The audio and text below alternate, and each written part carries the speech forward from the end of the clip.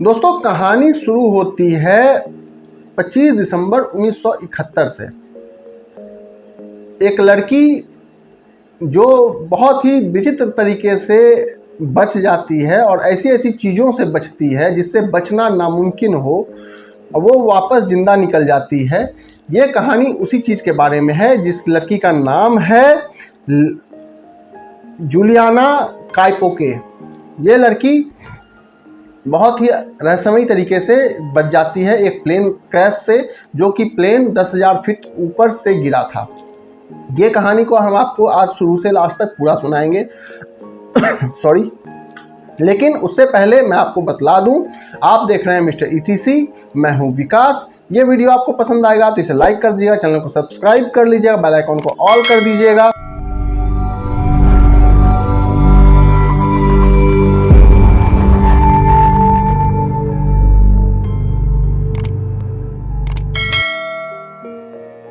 कहानी स्टार्ट होती है 25 दिसंबर 1971 से। क्रिसमस का दिन था। एक प्लेन लिमा एयरपोर्ट पे खड़ा था। इस प्लेन को जाना कहाँ था? पैरो, और पैरो का एक सिटी है जिसका नाम है पेंगुआना। तो पेंगुआना इस प्लेन को जाना था पैरो से, लिमा से।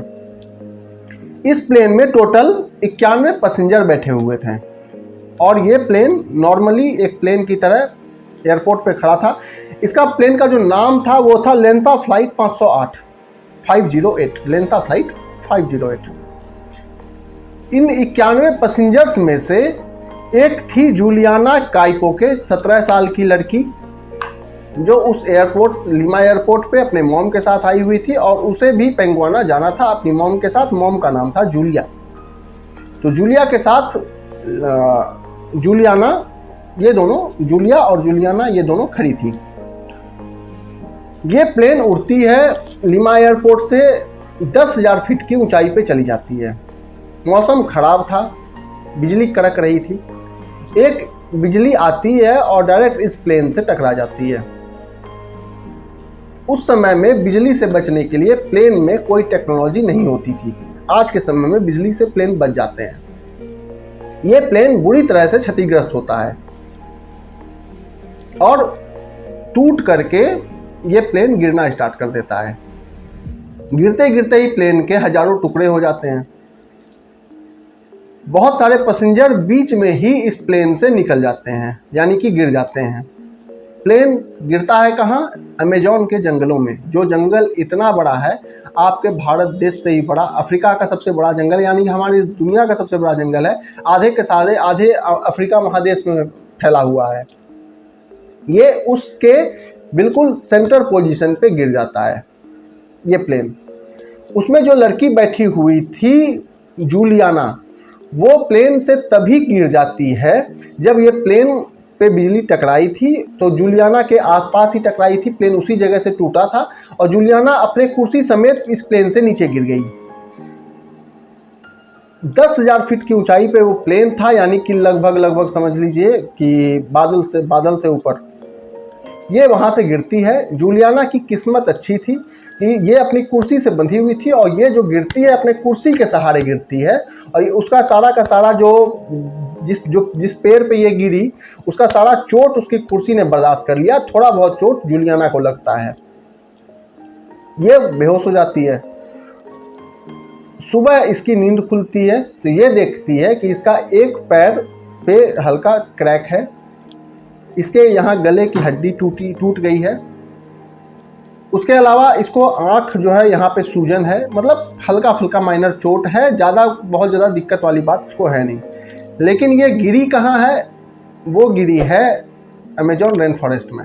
रेन फॉरेस्ट में आप बचने की संभावना मत नहीं रखिए, क्योंकि वहाँ पे बहुत बड़े बड़े जानवर रहते हैं, एनाकोंडाज रहते हैं, मगरमच्छ रहते हैं।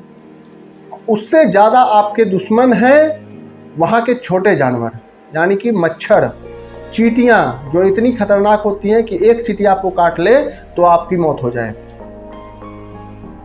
उसमें ये बेचारी अकेली लड़की फंस जाती है। ये जहाँ पे गिरी थी वहाँ पे वो प्लेन भी नहीं गिरा था जिसका एक्सीडेंट हुआ। प्लेन भी इससे बहुत ज़्यादा दूरी पे गिरा था। ये अकेली है बिल्कुल, पेड़ से उतरती है। और इसके साथ एक ही चीज़ जो अच्छी थी वो ये थी कि ये अपने पिताजी और अपनी माँ के साथ अक्सर जंगलों में कैंप करने जाया करती थी। और कैंप करने के दौरान इसको इसके पिताजी हर तरह की ट्रेनिंग दिया करते थे कि ये पेड़ खाने लायक होता है, ये पेड़ खाने लायक नहीं होता है, इस तरह से चींटियों से बचा जाता है, इस तरह से मगरमच्छ से बचा जाता है, वगैरह वगैरह। एक बहुत तगड़ी ट्रेनिंग इसको मिली हुई थी जंगल में जिंदा रहने की। तो उस ट्रेनिंग का इस पे इसने भरोसा किया और इसने पहले अपने पोजीशन को अच्छे से देखा कि मैं किस जगह पे हूँ, किस स्थिति में हूँ।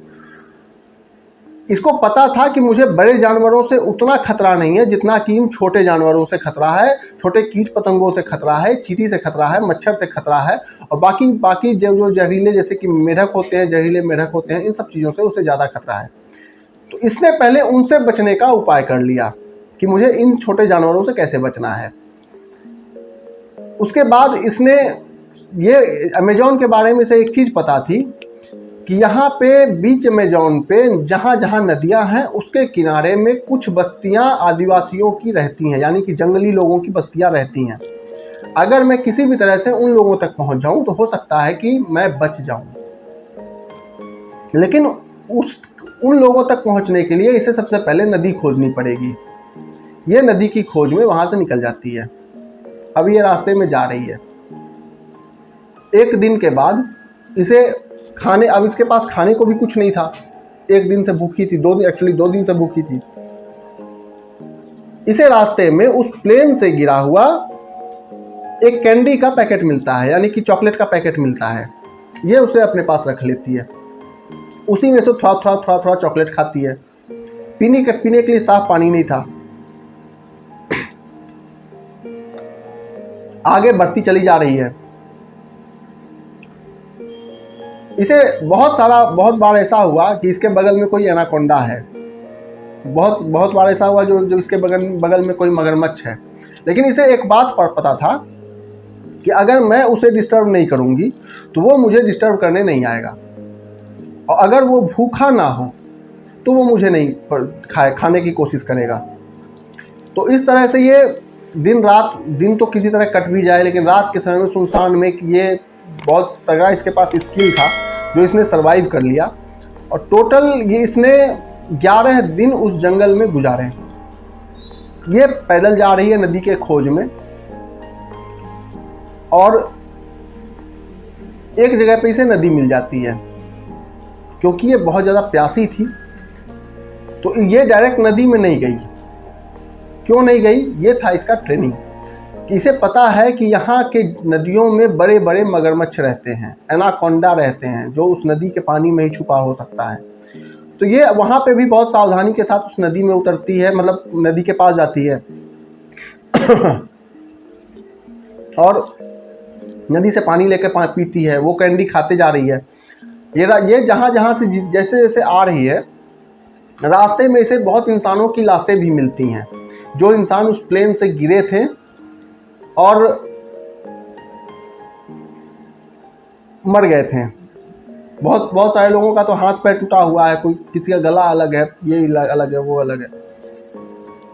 इधर जूलियाना सरवाइव कर रही है, जंगल में जिंदा है। दूसरी तरफ इसके पिताजी थे, उनको जब ये एक्सीडेंट के बारे में पता चला कि जिसमें मेरी बीवी और मेरी बेटी, इकलौती बेटी जा रही थी, उस प्लेन का एक्सीडेंट हो गया है और उस प्लेन एक्सीडेंट में कोई भी जिंदा नहीं बचा, तो इन्होंने समझ लिया कि दोनों ही मर चुके हैं।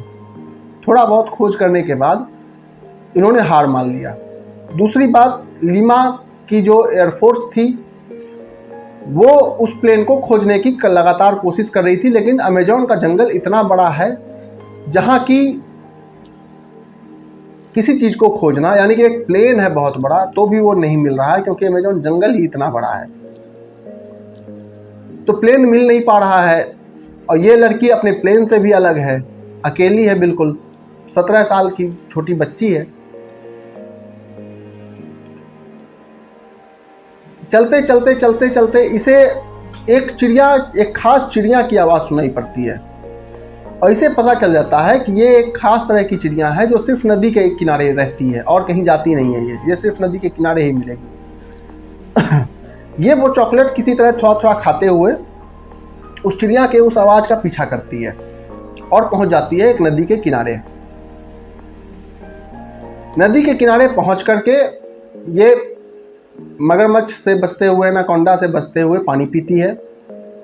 पानी पीने के बाद अब ये नदी को पकड़ करके चलना स्टार्ट कर देती है, यानी कि नदी के किनारे को छोड़ना नहीं है, क्योंकि अगर कोई आदिवासी बस्ती इस जंगल में है तो वो नदी किनारे ही होगी। इसकी किस्मत अच्छी थी कि टोटल 11 दिन के बाद, यानी कि प्लेन क्रैश से 11 दिन के बाद इसे एक आदिवासी की बस्ती मिल जाती है। छोटी छोटी जो झोपड़ी थी, ये उस झोपड़ी में जाती है। इसके पूरे शरीर में घाव, जो चोट लगा था वहाँ पूरा वो घाव सड़ गया था।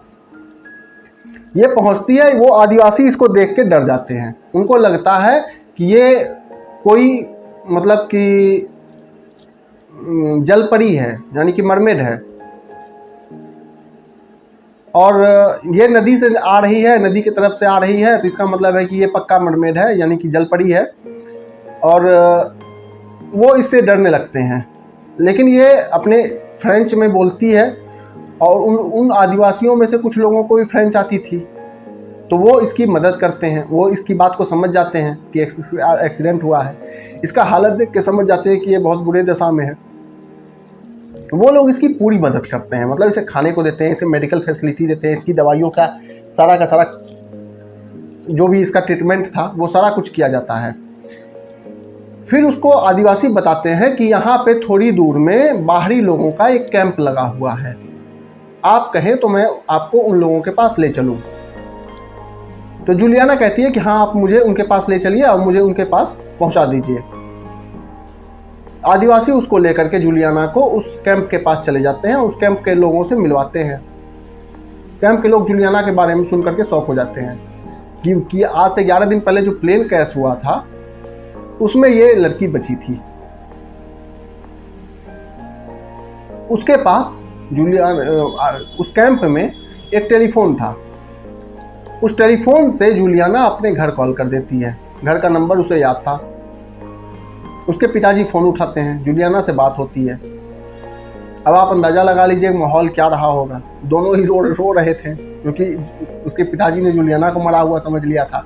और जूलियाना तो जिस सिचुएशन से निकल के आई है, उसके आँख से ऐसे ही आंसू छूट जाएगा। उसकी माँ मर चुकी है, वो अलग है।